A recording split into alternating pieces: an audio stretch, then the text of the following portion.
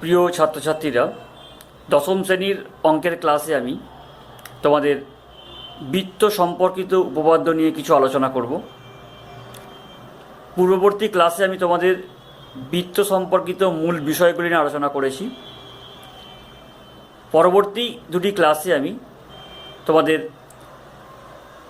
বৃত্ত সম্পর্কিত যে উপপাদ্যগুলি তোমাদের সিলেবাসের অন্তর্ভুক্ত আছে সেই উপপাদ্যগুলি নিয়ে আলোচনা করব।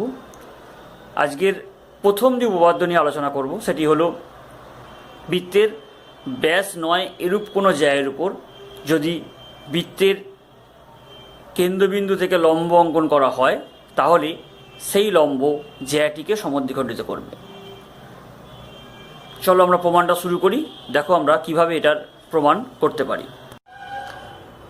আজকের আমার আলোচনার বিষয় এটি উপপাদ্য, তোমাদের পাঠ্যপুস্তকের উপপাদ্য নম্বর 32।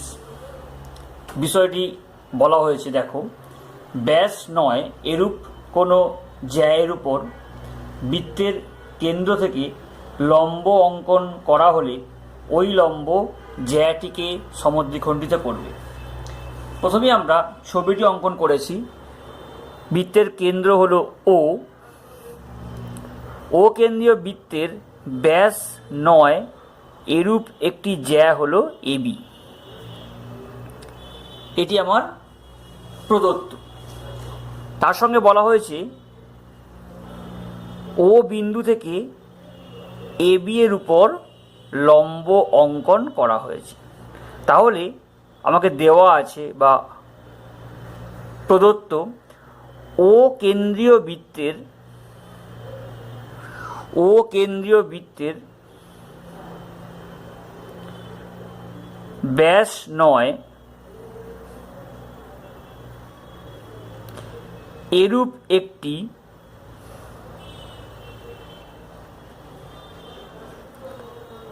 জ্যা হলো এবি এবং ওডি এবি এর উপর লম্ব। এটি আমায় বলা হয়েছে। প্রমাণ করতে হবে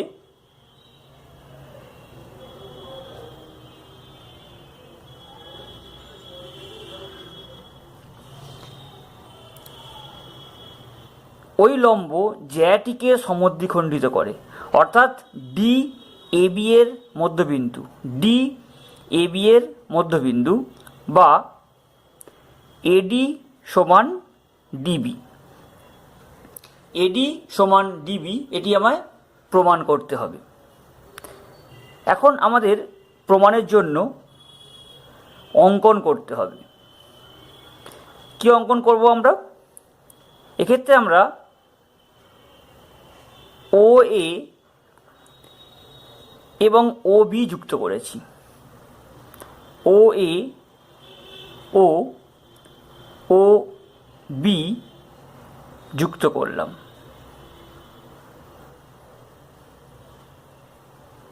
ও এ ও বি যুক্ত করলাম। এরপর আমরা প্রমাণটি নিয়ে আলোচনা করব। আমাকে দেখাতে হবে যে এডি সমান ডিবি।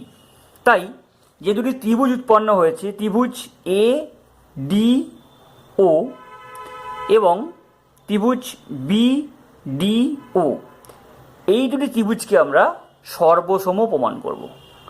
অর্থাৎ ত্রিভুজ এ ও ডি ও ত্রিভুজ বি ও ডি এর মধ্যে আমরা দেখতে পাবো যে সর্বসমতার কোন ধর্মটি প্রয়োগ করলে আমরা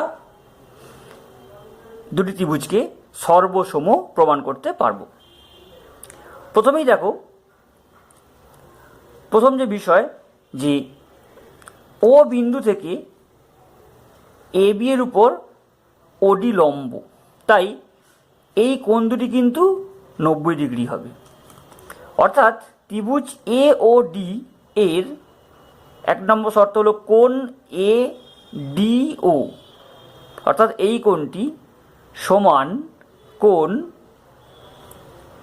BDO।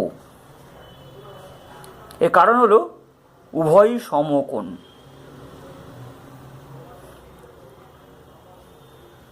উভয়ই সমকোণ, অর্থাৎ ত্রিভুজ দুটি সমকোণী ত্রিভুজ। তাই সমকোণী ত্রিভুজের সর্বসমতার শর্তটি হলো যে অতিভুজের দৈর্ঘ্য সমান হতে হবে এবং তার সঙ্গে সমকোণ সংলগ্ন যে কোনো একটি বাহুর দৈর্ঘ্য সমান হতে হবে।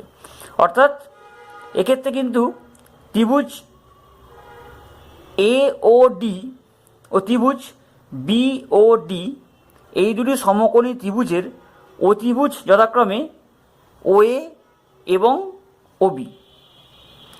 অর্থাৎ অতিভুজের দৈর্ঘ্য আমাকে সমান দেখাতে হবে। এক্ষেত্রে আমরা দেখতে পাচ্ছি যে OA এবং OB এটা কিন্তু সমান হবে, কারণ উভয়ই একই বৃত্তের ব্যাসার্ধ। অর্থাৎ ও কেন্দ্রীয় বৃত্তের দুটি ব্যাসার্ধ হলো OA এবং OB, এবং আমরা জানি যে বৃত্তের সকল ব্যাসার্ধের দৈর্ঘ্য সমান হবে। এবার 3 নম্বর কন্ডিশন, সমকোণ সংলগ্ন একটি বাহুকে সমান দেখাতে হবে। দেখো এই OD বাহুটি ত্রিভুজ AOD এর বাহু, একই সঙ্গে ত্রিভুজ BOD তারও বাহু। তাই OD হলো সাধারণ বাহু, যেটা ত্রিভুজ AOD এবং ত্রিভুজ BOD উভয়েরই বাহু। তাই আমরা লিখতে পারবো যে ত্রিভুজ AOD সর্বসম ত্রিভুজ BOD। ত্রিভুজ AOD এবং ত্রিভুজ BOD সর্বসম। এটা RHS সর্বসমতা অনুসারে, অর্থাৎ সমকোণী ত্রিভুজের সর্বসমতার যে শর্ত, সেই শর্ত অনুসারে আমরা লিখতে পারবো যে ত্রিভুজ দুটি অর্থাৎ ত্রিভুজ AOD ও ত্রিভুজ BOD তারা সর্বসম হবে। এখন আমরা জানি যে যদি দুটি ত্রিভুজ সর্বসম হয় তাহলে ত্রিভুজ দুটির অনুরূপ বাহুর দৈর্ঘ্য সমান হবে। তাই ত্রিভুজ AOD এর AD বাহু এবং ত্রিভুজ BOD এর BD বাহুর দৈর্ঘ্য পরস্পর সমান হবে। অর্থাৎ আমরা লিখতে পারবো যে AD সমান DB, যেহেতু সর্বসম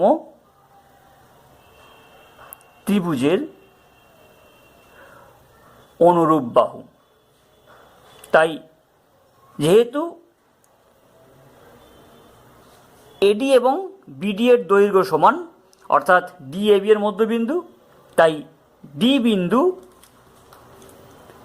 বিন্দু AB জ্যাকে সমদ্বিখণ্ডিত করেছে, অর্থাৎ OD লম্ব AB জ্যাকে সমদ্বিখণ্ডিত করেছে। এভাবে আমরা প্রমাণ করতে পারবো যে যদি কেন্দ্র O থেকে ব্যাস নয় এরূপ কোনো জ্যায়ের উপর আমরা লম্ব অঙ্কন করি, তাহলে সেই লম্ব জ্যাটিকে সমান দুটি ভাগে বিভক্ত করবে। অর্থাৎ আমরা এভাবে উপপাদ্যটা প্রমাণ করতে পারলাম। তোমরা খুব ভালোভাবে প্রমাণের ব্যাখ্যাগুলো নিজেরা বোঝার চেষ্টা করবে, তারপর ক্লাসের সময় আমার সঙ্গে আলোচনা করবে।